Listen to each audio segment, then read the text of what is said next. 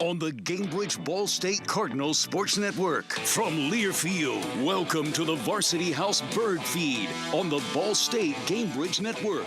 Here is your host, Joel Godett.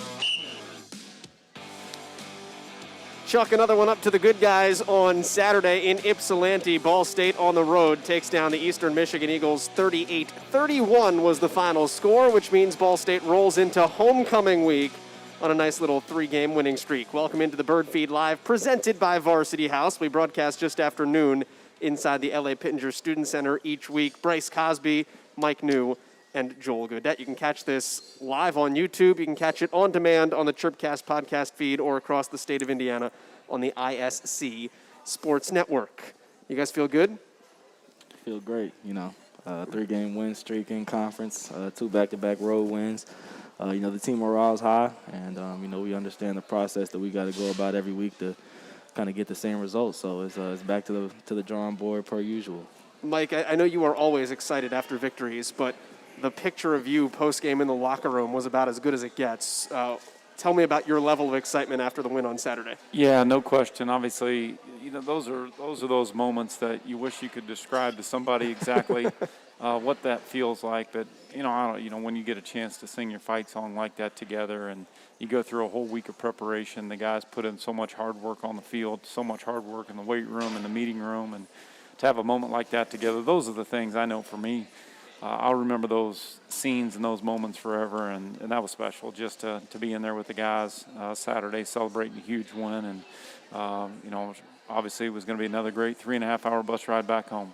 All right, 38-31 is the final score as the Cardinals took down Eastern Michigan. Housekeeping off the top, though. We talked about it right as you guys sat down. Bryce Cosby is the Mid-American Conference West Division Defensive Player of the Week again this week, so that's 2 in a row for him. But, Mike, he's not the Defensive Player of the Week on his own team. So walk me through the contributions that Malcolm Lee made, because I think he had the exclamation that really made it a sweet day at the end of things. I think a lot of it, in terms of Malcolm, Bryce Cosby's a starter. He's been a starter since day one when he showed up here, and he's consistently just put his best football on the field each and every week. But when you talk about the circumstances that unfolded on Saturday, Malcolm really found out that he was going to take on a more of an increased role about 9 o'clock in the morning on Saturday.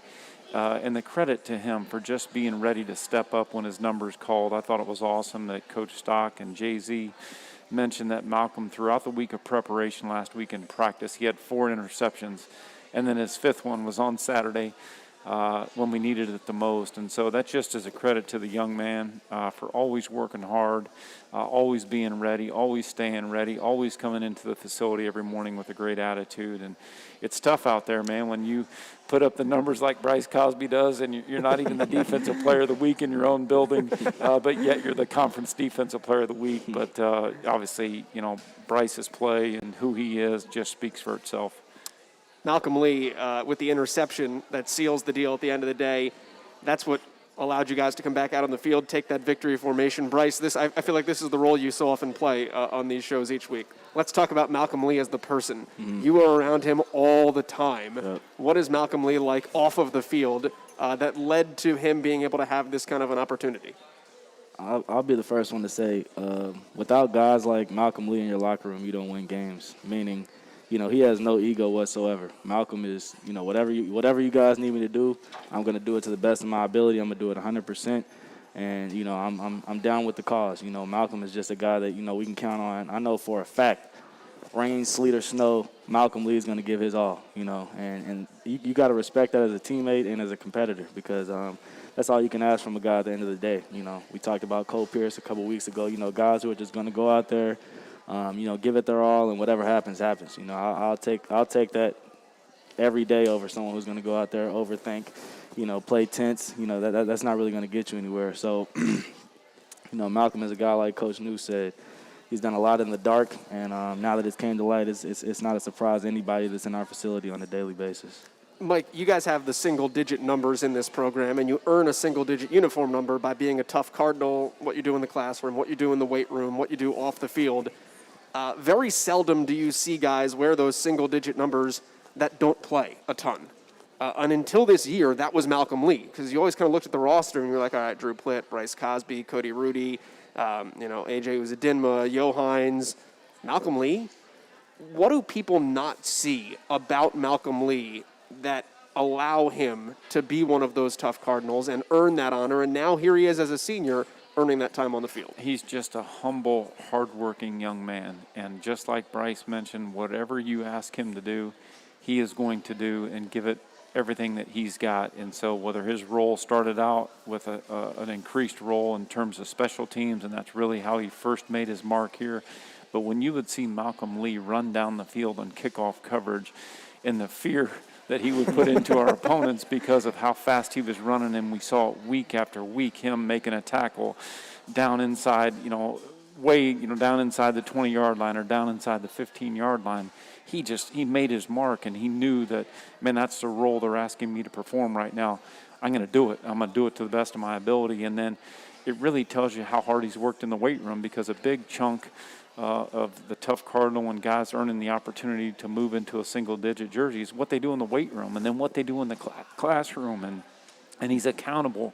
Everything that you ask for from your players, and just starting at the top, and Malcolm just checks off all those boxes. And it's just good to see that every time that he's been put in a position, or every time he's been asked to go out and play an increased role, he's always ready and he always delivers. Mike Neu joining us, Bryce Cosby joining us. Ball State knocking off Eastern Michigan Saturday in Ypsilanti. 38-31 the final score. Malcolm Lee, that interception to seal the deal at the very end of the day. Bryce, walk me through the final sequence of that game from a player's perspective, because you guys are up, give up the touchdown that makes it a one-score game. You create a field goal opportunity. Jake Chenove hits the field goal, pre-snap penalty. Have to do it again, miss the field goal, puts you back to the wall a little bit. What's running through your mind defensively when you know, all right, all chips on the table here, let's go out and get this one more stop? It's action, baby. That's all it is. It's action. As crazy as it sounds, me personally, I'm always preparing my mind for a four-quarter game. I don't think I'm not going in any game thinking, this is going to be lopsided. I'm ready to battle all four quarters. And so when it comes down to that, it's not catching me off guard. It's not like I'm getting tense or I'm worried. This is what it is. And as a competitor, that's the way I want it. I want the defense to be on the field to be able to seal the game for us. That's going to make it that much more fulfilling. And so really it's just about honing in on your job and focusing on, the task at hand that much more. The time and everything that's going on, that's nothing but things that's drawing your attention away from what really matters, and that's each down, first down, second down, third down. And we just, the play that Malcolm made at the end of the game, there was a lot of people that executed their job, and then Malcolm, like Coach said, he had 4 picks in practice. This wasn't nothing that he didn't do during the week, and he finished it off for us, so super happy for him. It's the Cardinals getting set to take on Miami this Saturday as they are back home after those 2 weeks on the road. 3:30 is kickoff time inside Schumann Stadium. It is homecoming. We'll talk about the matchup a little bit as we move throughout the program. I know it is Coach Neu's favorite opponent with the Miami Redhawks coming to town. We don't like each other. How's that? We'll talk about that love affair as we get into our game preview on the second half of things. I want to speak bigger picture, though, from this past Saturday about the defensive effort, because you look at the box score, Mike, and I don't think I've ever seen a guy like Hassan Beydoun put up a line of 12 catches for 81 yards. If you have 12 catches, 190, 200, 12 catches for 81. You guys gave them anything they wanted 4, 5, 6 yards from the line of scrimmage. Anytime they had to throw the ball down the field, J.T. Wahi picked one off. Malcolm Lee picked one off. J.T. Wahi picked off another one that there was a flag on. But, any time they had to throw deep, it made them uncomfortable. Walk me through the strategy and the game plan a little bit, and why that was what it was this week and why it worked. I'll let Bryce start that one. No, Eastern Michigan was a team. I've played them for going on 5 years now, so it's always been understood that they'll rely on the quick game. They're satisfied with taking the 5-yard, 6-yard gains to kind of march their way down the field. But the harsh reality of that is, as an offense, you got to be really efficient, really flawless, and you really got to be play mistake-free football. Any negative plays can get you behind schedule. So, it's a hard game to play. And as a defense, I think we're willing to play that game. We'll take our odds for you to take 5 and 6 all the way down the field without, making any mistakes that could get you off track. And so, it was that. And then, guys just doing their job playing top down. Like I said, the name of the game on defense is to eliminate the explosive plays. So, we want to take everything top down. We'll come and rally on all the things underneath, but it's the things over top that's really going to get us beat. So we was just, really just playing the chess game with them all game, and luckily we were able to come out on top. And until that final drive of the game, that last touchdown drive for Eastern Michigan, their longest play was 18 yards. Mike, I'll be damned if we didn't sit here last week and talk about how JT Wahi could play wide receiver for you guys, and then not 6 days later, he goes out and makes the most athletic catch in the game. What about his interception impressed you? Well, before even getting to the interception, but going back just from a defensive standpoint and them throwing the ball and doing all that, we did such a good job of stopping the run. We eliminated, obviously there were not many yards to be had in terms of the ground. The guys up front did a great job that way in terms of stopping the run. The guys did a good job, when we had an opportunity to tackle, and so they were in a situation where that's what they were going to have to try to execute that day offensively in the passing game. And as Bryce mentioned, obviously we played against these guys before. We knew it was one of those games where that's fine. If you got to run 8, 9, 10 plays, then we're going to bank on us out executing you and us finding a way to get a stop there. And then, talking about a guy like JT, I go back and I just think about his ball skills and how big his hands are, and that interception on the sideline. I'm just fortunate that I had a front row seat because it was right there in front of me, and I'm just going to see. I didn't think for a second that JT wasn't going to come down with that, and really, the one in the end zone, that would not have surprised me if he'd have came down with that with a one-handed pick. And if he would have, I might have had to walk off because that would have been one of the most impressive plays I ever had a chance to see. But that's just, JT's just, whatever we ask him to do. And I know we've said that before, but it's just good to see him. He always takes it over to the field, and just a smooth guy. I know we've said that before, and he's one of those guys that, very appreciative of, having him out there playing whatever that role is each and every week. Mike Neu, Bryce Cosby joining us here. This is the Varsity House Birdfeed Live as we break down the Cardinals' victory over Eastern Michigan this past Saturday. Home again this Saturday, 3:30 for homecoming against Miami. Mike, let's talk offense for you guys. We joked. Like I don't know this for a fact. I just know it's true. Nobody in the history of college football has ever opened 3 consecutive games with a touchdown on the first play. So we're like, all right, well, what are the odds that this possibly happens? You guys took that like a challenge, though, because you guys came out with a phenomenal trick play that if Carson Steele makes one guy miss, it's a 75-yard touchdown. Instead, it's a 26-yard gainer. I guess we'll take it. It was a really well-drawn-up play. What was your approach to that first snap on Saturday? Yeah, you know how we double moved on that first play against Army. Obviously, the first play against Western was 4 verticals, and so it's like, okay, they're going to be ready for something from a passing game standpoint. So when you go with a double pass, and Jay Sean's one of those guys that can throw it, and so it really was a good job by the offensive staff, and good job by Jay Sean and Carson executing that, and we gave it a shot. How's that? Trying to get a score on the first play, but anyway, it set the tone. It really set the tone, obviously, to be able to go down the field the first drive there and score a touchdown, and so it really did a good job of setting the tone. Bryce, what's it like for you to watch what your offense has done to open up games the last few weeks? Yeah, you're talking about 3 touchdowns. I'm happy with 3 explosive plays to start the game. An explosive play to start the game is a positive. We're already moving in the right direction. But it's great to see the offense really grooving right now. The balance is beautiful. It was a complete football game in my opinion. Offensively on Saturday, I think we only punted once. So anytime you got a statistic like that, the offense is doing something right. I think it was, a lot of working pieces. Really, really proud of the O-line and the way they've been able to step up and really take on this role.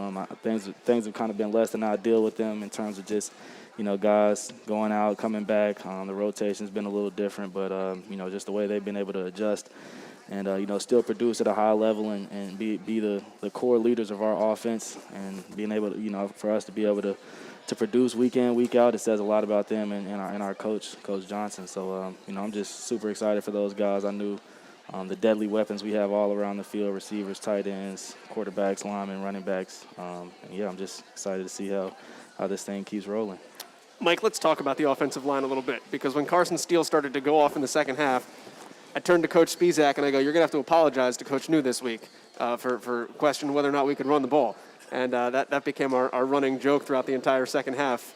You guys showed definitively that you are capable of running the football this week. What impressed you about the way that got done? Well, as Bryce said, the job that Coach Johnson has done with the offensive linemen, and then for the offensive linemen, very similar when you're talking about a guy like Malcolm Lee. We got some offensive linemen that maybe they didn't start the year as a starter, if you will, but they stayed ready and they kept working in practice. And every period in practice, even when you're not doing team periods, you're working on drills, you're working on techniques. And Coach Johnson, the offensive linemen kind of have their section of the field where they do their deal. They go through their footwork, they go through their combo blocks, whatever it is. And so, we've had some guys that had to play different spots. Anthony started the year at center, Anthony Todd. Now he's playing left guard. Had never played guard before. That's right. And so just the credit to those guys. Corey Stewart stepping in. The first part of the season, he was rotating at right tackle with Damon Kaler. Now he's starting at left tackle. And so just for those guys to be ready. And Ethan Crow stepped in.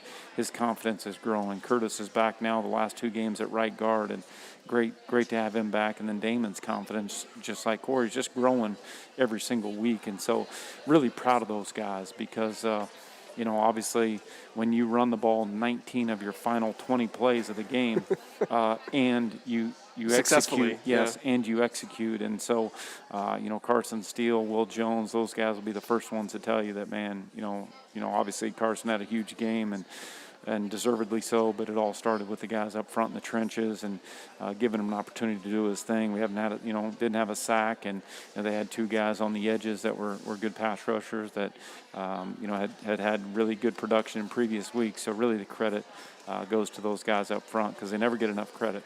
There's an interesting, weird silver lining, I feel like, to what's happened with your offensive line as well, because the blessing of the additional COVID year of eligibility is that everybody gets to come back. The downside of that is that it creates backlogs where you can't play guys that maybe have risen their way up the depth chart maybe as much as you would want to or you normally would have in a regular season. And then you look at, all right, now what's going to happen next year when the bajillion seniors that every team has leaves. For you guys, that was and is going to decimate your offensive line. But because of what's happened, you go from a situation where, next year you would bring back 1 offensive line to now, obviously you're worried about the here and now, and the guys are playing well here and now, but it puts you in a situation where next year you're going to bring back 4/5 of your offensive line, and it almost from a macro program level puts you guys on a very interesting, beneficial footing.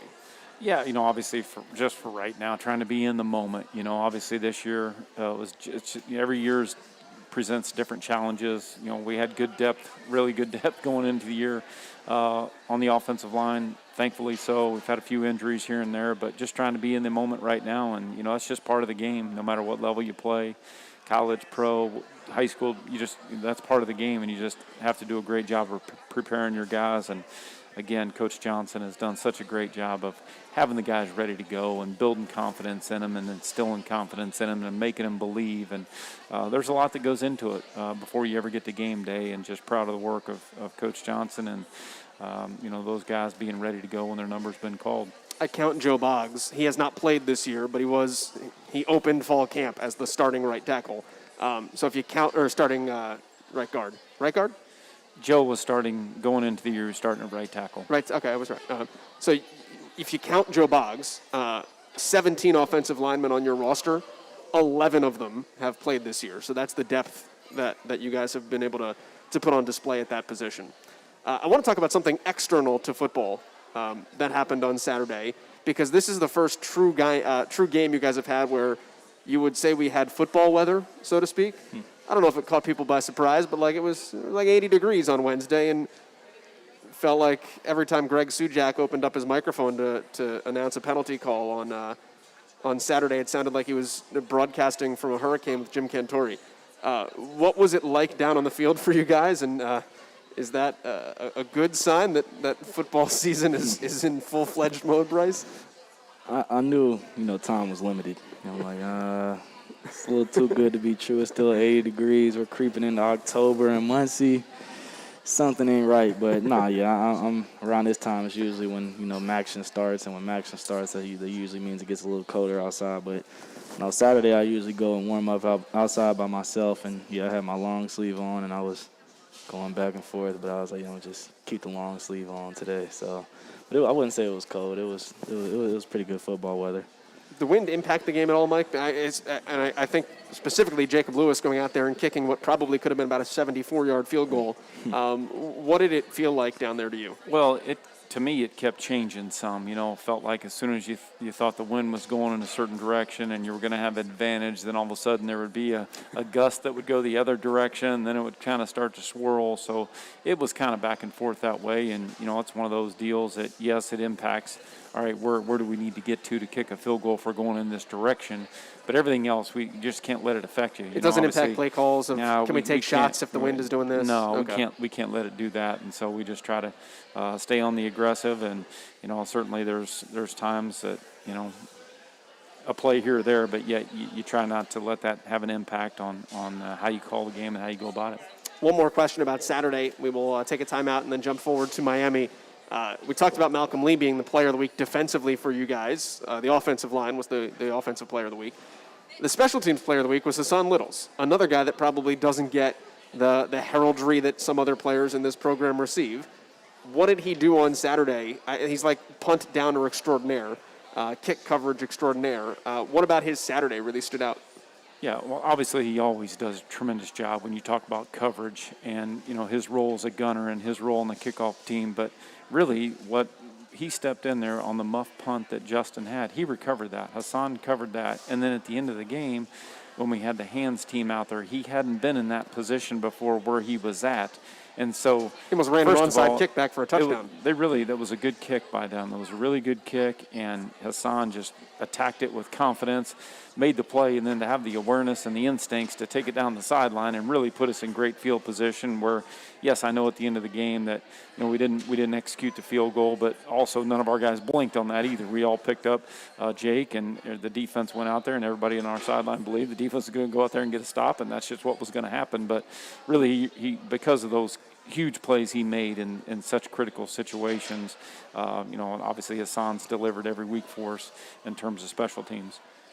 So the Cardinals victorious 38-31, the final score in Ypsilanti on Saturday. It moves Ball State to 2-1 in conference. They control their own destiny now as well because Toledo took a loss, so they're now 1-2. So if the Cardinals do what they need to do, they will be where they want to be come the end of this season. We will talk about the next step in that journey when we come on back. It is homecoming this week here in Muncie, 3:30 kickoff Saturday at Schumann Stadium. Ball State and Miami. We'll break that down next on the Birdfeed Live from Varsity House. At Northwest, your financial peace of mind is behind everything we do, no matter where you are or where you're going. That's why we created Affinity Checking, 3 accounts designed to fit your life with all the essentials you expect, plus benefits that grow along with our relationship. Our team will help you find the right account and personally follow up to ensure you're happy. Affinity Checking, just another way Northwest helps increase the value of you. Northwest Bank is member FDIC, equal housing lender. While new vehicles may be harder to come by recently, Stoops Automotive has stocked their inventory with plenty of new-to-you vehicles to help you find the perfect ride. Cars, trucks, SUVs, all quality pre-owned at drive-home prices. And Stoops Automotive has an amazing staff to help you find exactly what you're looking for. Stoops Automotive, East Central Indiana's used car headquarters for over 30 years. Visit them today on West Clare Lane in Muncie or at stoopsauto.com. Stoops, we're driven to be the best. See dealer for details. Whether you're injured or just plain sick, Community now offers Connect to Care. With one call or online click, we'll find you the closest open appointment. That could be a med check, a primary care doctor, or a virtual visit right on your screen. At the most inconvenient time, Connect to Care is mighty convenient. Just call 765-298-1400 and a community concierge will locate options and make your appointment. Or you can search and set an appointment yourself. Our website is always open. Visit ecommunity.com/connect. The quickest route to feeling better starts with us. Community Health Network. Exceptional care, simply delivered.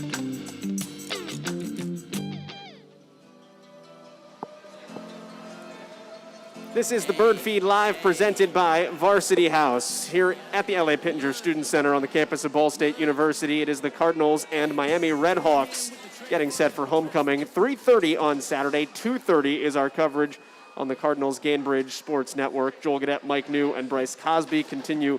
We broke down the last game. We'll break down the upcoming game now. Miami, Mike. You alluded to it the first time I mentioned the word on the broadcast today. You're not friends. You and Chuck Martin seem like quite cordial. But you and the Miami Redhawks program, this dates back to, I feel like Coach Shudell very much installed what a rivalry means to you when you were a player. There's no question. Obviously, when I was playing here, this was a rivalry game, and there was not much of a love loss, I guess, if you will, between the two programs. And this is a rivalry game for us. It's homecoming. It's extra special that way. It's also the Redbird rivalry. There's a trophy at stake for that, and obviously we've got goals here. And so it's a big game. Obviously, we're excited to be coming back home, riding, being able to stack 3 in a row here, and nothing would be better than to see a full house at Schumann Stadium for homecoming. And our guys are excited about the week that lies ahead and the preparation that lies ahead. Bryce, you guys won 7 games last year. You played 8. You won every trophy that you played for with the exception of 1. How much has it bothered you for 380 some odd days, probably closer to 365 days, to get another crack at the Miami Redhawks? Well, I mean, I try to take things a game at a time, but now that they're on the list, it's definitely back on my mind. So, like you said, it's a trophy at stake. It's definitely some unfinished business. So, just going into the week of preparation with the same mentality, the same attitude, and like you said, we're back at home, so we always want to protect home turf. Mike, what's unique about this Miami team? And I just look at them from an offensive standpoint. Brett Gabbert, for the last couple of years, had been their quarterback. A.J. Mayer has encroached on that territory. He has started the last couple of weeks. I think they use, personnel-wise, the most running backs of any team I've seen that is not a service academy. And that's just a rotation of number of guys. But what stands out to you on paper about what this Miami, particularly offense, looks like? And then we'll get to the D. Yeah, obviously from an offensive standpoint, they've done a good job of being pretty balanced, if you will. Obviously they pass it and throw it with efficiency. They've had their fair share of explosive plays. Obviously their receiving core has got some experience. We've seen Jack Sorensen several years. We know what he's all about. They got obviously a new addition to the receiving core, the transfer Mac Hippenhammer from Penn State. Didn't play last year, but he's done a good job in his role this year. And obviously A.J. Mayer, we saw him in our game last year due to the injury to Brett Gabbert, but he stepped in and he's done some good things. He's done a good job of taking care of the football. So, and as you mentioned, they've rotated a bunch of running backs. Some of it because of injury, but some of it because they've done a good job of building their depth at that position. Jalen Bester has played the last couple of weeks here, Bryce. What makes number 1 for them really special? It's a guy we've seen the past couple of years. He's an elusive back. He might not be the biggest back, but, he knows how to make guys miss. Obviously, he's dangerous in the open field, and, he can make big plays, like any good college football running back. And so, it's always the same message, rallying to the ball, tackling, wrapping up. Making sure that we get the ball carried down when need be. So, another challenge on our hands this week is the defense. How about them defensively, Mike? Because they are one of the more stout units. They gave up 13 points in a loss to Eastern Michigan. That's got to make you bang your head into the wall if you're Chuck Martin in that building down in Oxford. But that is a stout front. Ivan Pace has been really good for a couple of years, particularly at getting to the passer. What concerns you most when it comes to, I guess, their front 7 first and foremost? Well, I think very similar to a team like Eastern Michigan, they kind of do what they do. Their scheme is their scheme. They've had some consistency and some continuity between their staff for the last several years. So their defense is the same thing that we saw when we turned on the tape from a year ago defensively, or the same thing that when you turn on the tape from 2 years ago defensively. So they just kind of do what they do. They obviously play to their strengths. You mentioned the front. They do a great job of, with their front 4 of, making sure that they eat up blockers, if you will, so the linebackers can roam and do their thing. And so, they've been playing good football, and obviously it'll be a great challenge for us, and excited about getting to work here and getting back out on the practice field starting tomorrow. Bryce, I said to Mike, the rivalry nature of this is maybe instilled by his head coach first and foremost when he played here.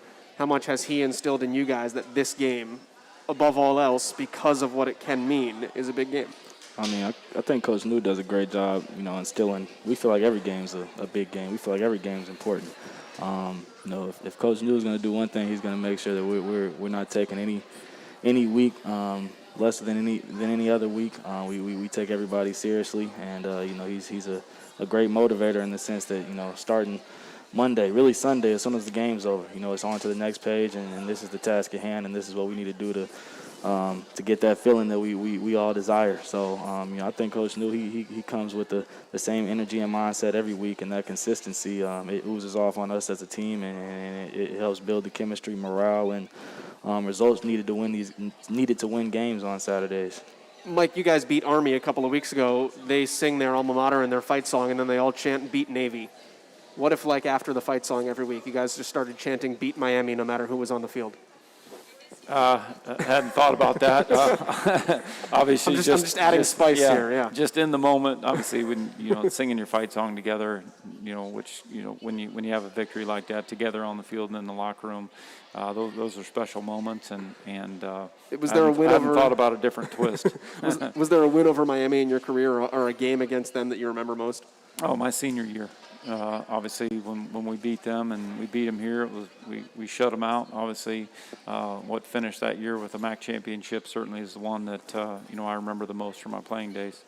It'll be the Cardinals and Miami going at it again. Redbird rivalry at 3:30 on Saturday at Schumann Stadium. 2:30 is when our coverage begins. Bed races are on Friday. Everything that goes around with homecoming week, including us going around campus this week with a camera and T-shirts and calling out people that are wearing things for other schools. It's one of my favorite activities to do every year. So looking forward to that. Looking forward to Saturday. Guys, thanks for stopping by. Looking forward to sitting down here and breaking down hopefully another win next week. Thank you, Joel. Thank you. It is the Birdfeed Live presented by Varsity House every Monday around noon here at the LA Pittenger Student Center. For Mike Neu and Bryce Cosby, my name is Joel Godett. We'll talk to you next week right back here in Muncie.